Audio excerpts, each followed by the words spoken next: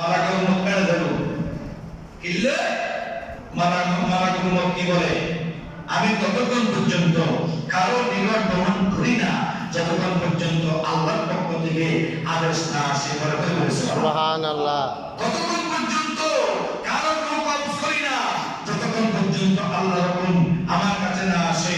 যদি আল্লাহর হুকুম আমার নিকট চলে আসে আমি মা থেকে সন্তানকে কেড়ে নিই, সন্তান থেকে মাকে কেড়ে নিই, স্বামী থেকে স্ত্রীকে কেড়ে নিই, স্ত্রী থেকে স্বামীকে কেড়ে নিই, কাউকে আমি জমিনে অবশিষ্ট রাখি না। সুবহানাল্লাহ। সালাতুন ইয়া রাসূলুল্লাহ ইয়া হাবিবাল্লাহ। এই শরীফের মধ্যে আল্লাহ রাসূল আখিরি জামানার কথা বলেছেন। আল্লাহ নবী বলেছেন সায়াতি জামান আলা উম্মতি, এমন একটা সময় আসবে, এমন একটা জামানা আসবে আমার উম্মতের মাঝে। আসেন নয় আসে জামানা চলে না চলে? চলে। সম্পদ আল্লাহ বাবারা বাঁধি মারে, সন্তান আলে সম্পদ আল্লাহ মা বাবার বাইরে দেন, বড় বড় বেশি দিয়ে ছোট বড় রং দিয়ে মা বাবার কষ্ট দেন। একজন আরেকজনকে জামাই করতেছে, একজন আরেকজনকে পাথর মেরে মেরে মেরে ফেলতেছে। ঠিক। সামান্য জগতের ভিতর গুণাগুণি হচ্ছে। আল্লাহ রাসূল বলছেন উম্মত ওই সময় তার বেশি দূরে নয়, খুব নিকটে চলে আসতেছে। অনেক মুরব্বীরা বলে হাই হাই মনে হয় আখেরি জামানা চলে এসেছে। আসলে সঠিক কথা, এমন একটা সময় আমাদের মাঝে বিরাজ করতেছে যে সময়টার ব্যাপারে আল্লাহ নবী সাল্লাল্লাহু আলাইহি সাল্লাম ১,৫০০ বছর পূর্বে হাদিসে পাকের মধ্যে বলেছেন ক্বালা নবী সাল্লাল্লাহু আলাইহি সাল্লাম সায়াতি জামানুন আলা উম্মতি তাকুনু কুলুবুহুম কাকুলুবিদ দিয়াব।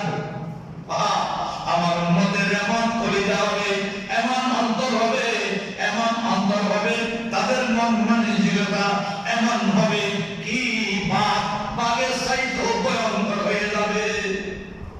বাঘের চাইতে ভয়ঙ্কর। বাঘে তো বুকের ঢাক দেয় না। বাঘ মানুষকে ততক্ষণ আক্রমণ করে না যতক্ষণ ক্ষুধা লাগে না। ক্ষুধা লাগছে আক্রমণ। হযরত আমার নবীর সাহাবা হযরত সফিনা যুদ্ধের ময়দান থেকে আসতেছেন। আস্তে আস্তে আস্তে আস্তে বিশাল বন জঙ্গল পার হইতে গিয়ে মদিনার পথ হারাই ফেলছে। মদিনার পথ হারাই ফেলে অন্য পথ দিয়ে চলে গেছে। কিছু দূর যাওয়ার পরে থেকে বিশাল একটা বাঘ, বিশাল বাঘ লেজটা একদম সোজা করে তার দিকে আসতেছে, তাকে এখন ধরবে। ওই সফিনা বলছে বাঘ থামো, আমাকে চিনবি। আচ্ছা বাঘের ভাষাটা বুঝো না? বাঘের অথবা থাম, আমাকে চিনবি। বাঘ তো আসতেছে আসতেছে। এই বনের বাঘ শুনো শুনো, আমি কোনো সাধারণ মানুষ নই, আমি আমার নবী সফিনা।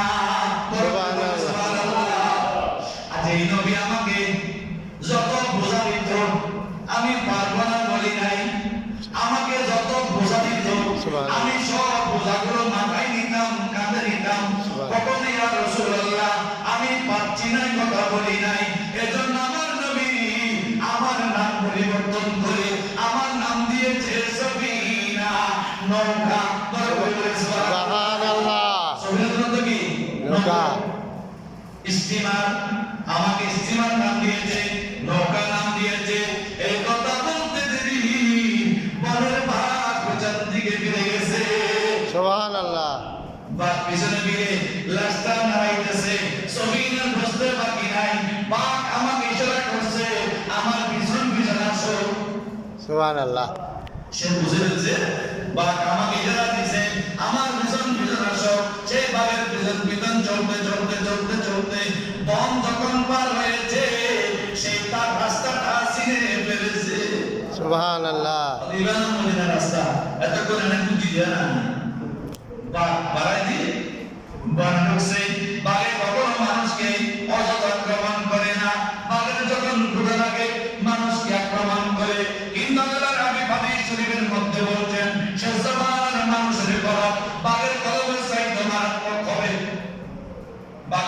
মানসিকতা চাইতো মারাত্মক হবে।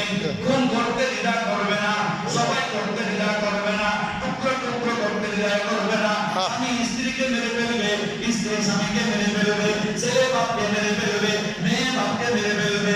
এই সমস্ত ঘটনাগুলো আমরা অহরহ আমাদের উপরে লক্ষিত হচ্ছে।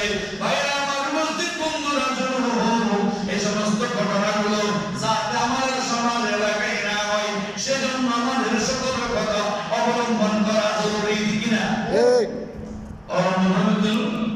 এদের ছেলে মদ খাচ্ছে, শরাব খাচ্ছে, মাদক সেবন করছে, ওই মানুষগুলো তো ভুয়া, খুব সতর্ক ভুয়া।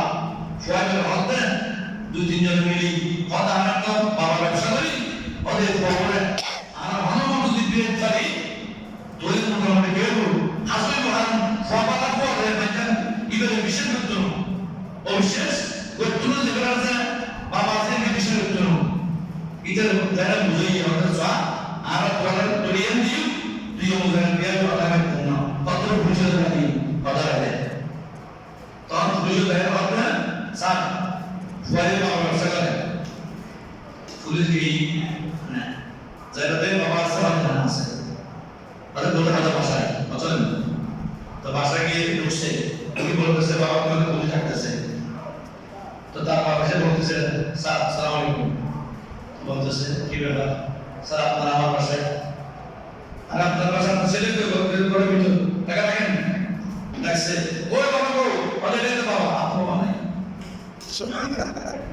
এই তো আমার বাবা আমার বাবা একটাই আমার আর কোনো বাবা নাই দেখেন চিন্তা করবেন ছেলে সন্তানদের কারণ না হয় অসৎ সৎসঙ্গে সর্বনাশ অসৎ সঙ্গে সর্বনাশ আপনার ছেলে যখন মাদক সেবী যারা তাদের সাথে মেলামেশা করবে দেখবেন সে মাদক সেবী হয়ে যাবে ঠিক আপনার সন্তান যখন চুরি সামারি যারা করে এলাকার মধ্যে তাদের সাথে মিশবে সে চুরি সামারি শিখে ফেলবে আপনার সন্তান যখন সিগারেট বিড়ি সিগারেট যারা খায় তাদের সাথে একদিন দুই দিন দিন চলবে পরদিন আর একটা হইবে করুন বলবো ঠিক বিড়ি খাইব সিগারেট খাইব মদ যেমন ধরিব বাবা যেমন ধরিব এভাবে করতে করতে করতে করতে যেদিন টাকা পয়সা থাকবে না মায়ের কাছে যাবে মা টাকা দাও মায়ের কাছেও টাকা নাই বাবা টাকা দাও বাবার কাছেও টাকা নাই সে কি করবে না করবে চিন্তা করতে মাথা খুলে হই রাস্তা শুয়ে হই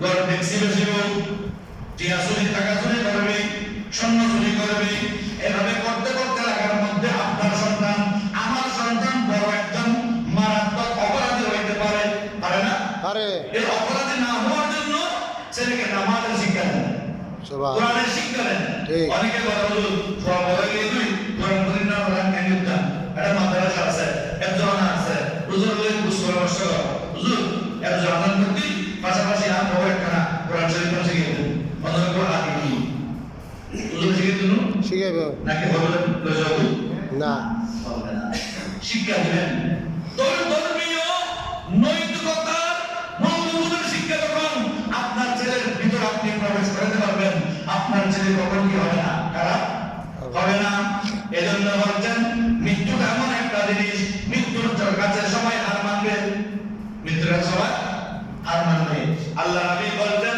কাকুলু বিজিয়া তাদের অন্তর হবে বাঘের মতো যে আমি না বলতে বাঘের মতো নেব না হুমুস হুমুস করি আবলিয়ুম আলিয়ুম এভাবে কিনা এভাবে করে আরেকটা আয়াত আছে ওয়া কালামুহুম কাকালামিল আম্বিয়া ওরা এমন কথা বলবে জানি তারা আল্লাহর কত নবী বানিয়েছিলেন এত সুন্দর কথা বলবে সুন্দর কথা বলে আপনার থেকে জিনিস কেড়ে নিবে ঈমান কেড়ে নিবে সম্পদ কেড়ে নিবে টাকা কেড়ে নিবে আপনাকে শিখে হবে ফোর্স বানাবে একটু এরপরে বলতেন ওয়াফিলুহুম কাফিলুল ফারাইনা ওটা আমি করে বলে ফেরাউনের মতো বুঝে বললাম ফেরাউন যেরকম যে নির্দিষ্ট একটা নিকৃষ্ট কাজ করত সেই ওই নিকৃষ্ট কাজের মধ্যে লিপ্ত হয়ে যাবে আল্লাহ নবী বলতেন ওয়া আনা বারিউম মিনহুম ওয়া হুম বারিউনা মিন্নী আল্লাহ বলছেন তারাও আমার দলভুক্ত নয় আমিও তাদের দলভুক্ত নাই আর ওরা খবর হাদিস আল্লাহ রাসূল বলতেন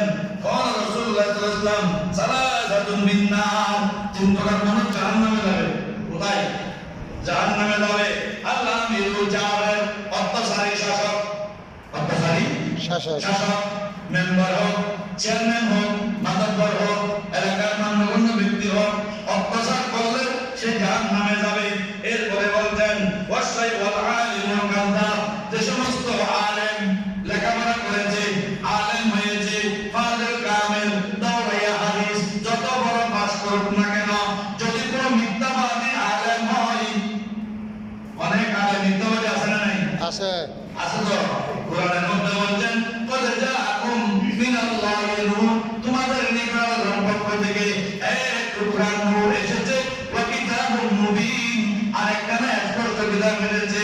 এই আয়াতের মধ্যে অনেক আলেমরা বলে তোমাদের কাছে আল্লাহর পক্ষ থেকে একটি নূরি কিতাব এসেছে। আল্লাহর পক্ষ থেকে আসছে নূরি কিতাব। কিতাবিবেন কোরআনের মধ্যে বলছে নূরুন ওয়া কিতাবুম মুবিন, মাঝখানে ওয়া আছে নাই? মাঝখানে কি আছে? ওয়াও। ওয়াও কি দিবে? এবং বুঝাতে যায়। ওয়া মানে এবং, নূর ইয়ানি মুহাম্মদ রাসূলুল্লাহ সাল্লাল্লাহু আলাইহি ওয়াসাল্লাম। আর কিতাব মানে কিতাবে কুরআনুল কারীম বলতে সুবহানাল্লাহ। সুবহানাল্লাহ। এজন্য খেয়াল রাখবেন।